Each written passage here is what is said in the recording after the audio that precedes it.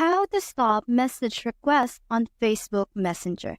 Now, the very first thing we're going to do, if we want to stop the chats into going to message requests and instead be automatically on our chats, is to click on these three lines on the upper corner and click on this settings icon on the upper corner right here. After clicking on that, you just have to scroll down until you find privacy and safety. You just have to click on that. And then you just have to scroll down until you see message delivery right here. You just have to tap on that. After tapping on that, you will be able to decide whether you want this specific group of people to be able to chat you freely or they will be redirected to message requests. Let's say this one, the friends of friends on Facebook.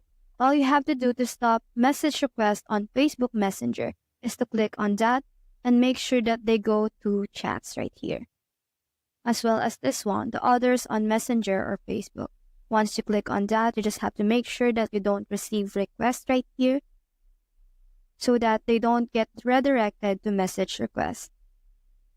So that's how to stop message requests on Facebook Messenger. Hope you help.